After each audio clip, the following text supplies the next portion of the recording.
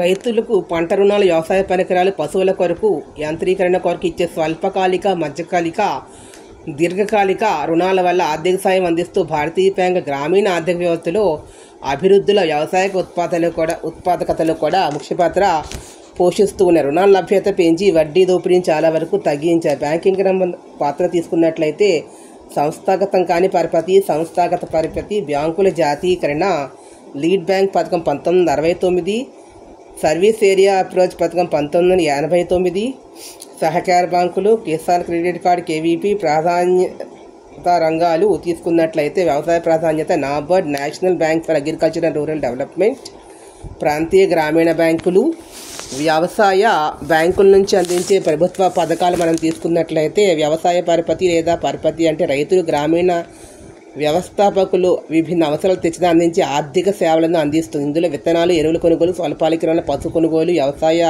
పనిముట్లు, మధ్యకాలిక రుణాలు, వ్యవసాయ యంత్రీకరణ, గ్రామీణ మౌలిక సదుపాయాల నిర్మాణం, దీర్ఘకాలిక రుణాలతో పాటు తగినంత రుణాల లభ్యత కూడా ఉంటుంది. బ్యాంకులు అందించే ప్రభుత్వ పథకం ప్రధానమంత్రి ఫసల్ బీమా యోజన 2016 జనవరి 13, వడ్డీ రాయితీ పథకం, వ్యవసాయ మౌలిక సదుపాయాల నిధి, పాడి పరిశ్రమ వ్యవస్థాపక అభివృద్ధి పథకం, జాతీయ పశువుల మిషన్, బ్యాంక్ నెట్వర్క్ విస్తరణ, ఆర్థిక సమ్మిళితం, స్వయం సహాయక బృందాలు, అదేవిధంగా స్వాభిమాన్ 2011, ప్రధానమంత్రి జన్ధన్ యోజన 2014. వీటి గురించి గుర్తుపెట్టుకోవాలి. వీటిలో ఏదైనా 2-3 క్వశ్చన్స్ అట్లీస్ట్ రావడానికి అవకాశం ఉంటుంది కాబట్టి ఇవి గుర్తుపెట్టుకోండి.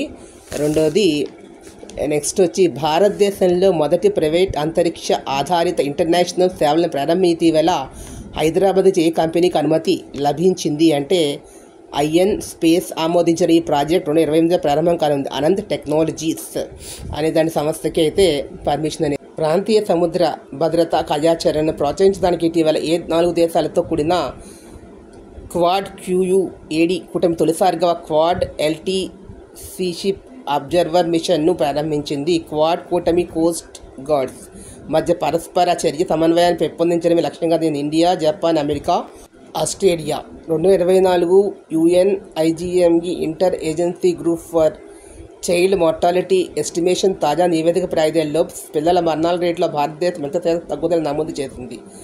ప్రపంచవ్యాప్త సగటు అయిన 67% కంటే చాలా ఎక్కువ. భారత్లో నవజాత మరణాలు 70% తగ్గింపు నమోదు చేసింది. అంటే 78% ప్రజెంట్. అతిగా ప్రాసెస్ చేసిన పదార్థాలను తినడం వల్ల టెస్టోస్టెరాన్ దెబ్బ తగిలి సంతానంగా తప్ప ఇతర హార్మోన్లు అవి తగ్గుతాయని, కొత్త ఆహార ఉత్పత్తులను ప్రాసెస్ చేసినవి తీసుకోవడం వల్ల కాలుష్యకారకాలు అనేవి ప్యాకింగ్ చేయడం వల్ల వచ్చి కాలుష్యకారకాల వల్ల ఇబ్బంది ఎదుర్కొంటారని, క్యాన్సర్ నయం చేసే